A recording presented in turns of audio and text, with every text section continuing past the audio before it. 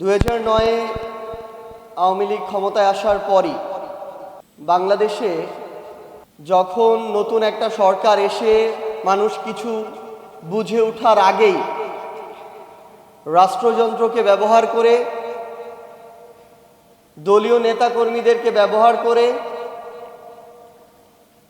সশস্ত্র বাহিনীকে ব্যবহার করে এবং দেশে থাকা বিদেশি এজেন্টদের সদস্যদেরকে ব্যবহার করে দেশের সুসজ্জিত একটি বাহিনীর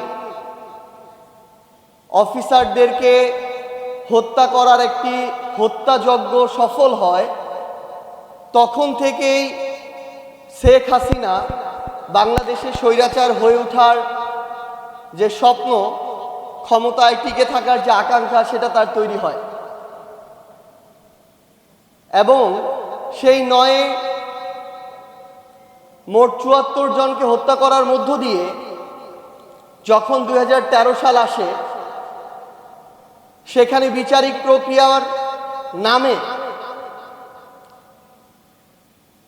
আরেকটা বিচার বহির্ভূত হত্যাকাণ্ডের মঞ্চ যখন সাজানো হয়, আবার আমাদের ধর্মপ্রাণ মুসলমানদেরকে কর্নার করার জন্য যখন বিভিন্ন নাটকের মঞ্চায়ন করা হয়, তখন 2013 সালেও যখন বর্তমান প্রাপ্ত তথ্য মতে 67 জন, কিন্তু সেখানকার প্রত্যক্ষদর্শীরা বলছেন ট্রাকে ট্রাকে যে সংখ্যায় লাশ নিয়ে গণকবর দেওয়া হয়েছে সেটা কয়েকশো ছাড়িয়ে যাবে।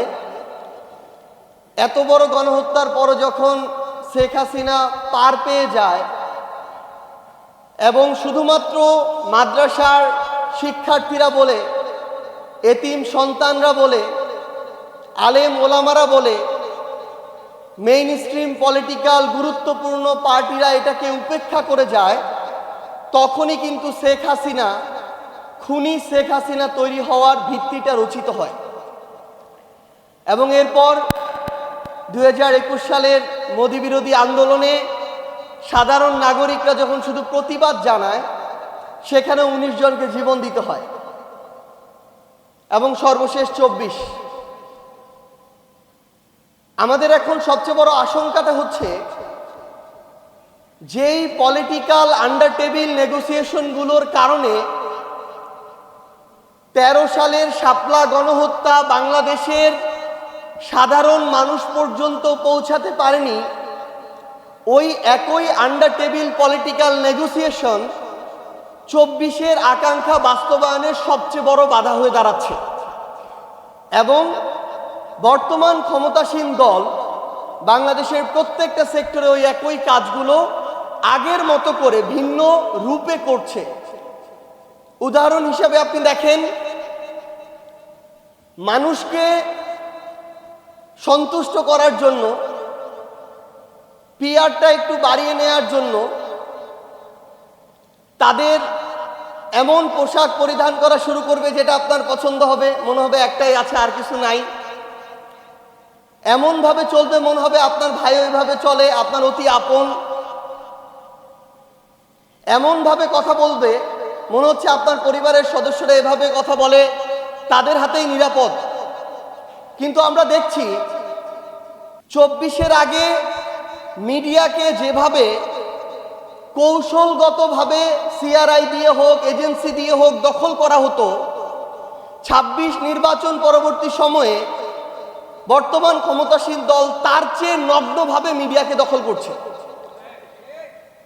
আগে head of news, head of multimedia, CEO তাদের মতো করে চললে হতো, তাদের কথা শুনলে হতো।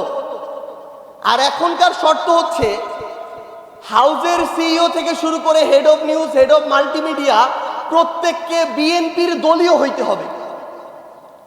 এখনকার শর্ত হচ্ছে, এই দলীয় হওয়ার পরও মন শান্তি হয় না, এবার ওই মিডিয়া হাউসের শেয়ার আমার এই নেতাকে দিতে হবে, তারপর শান্তি।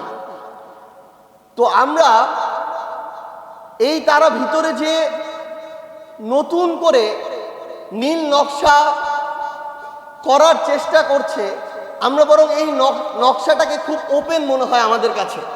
তাদের অপরিণত আচরণের কারণে, অসহনশীলতার কারণে এবং অতিরিক্ত ক্ষুধার কারণে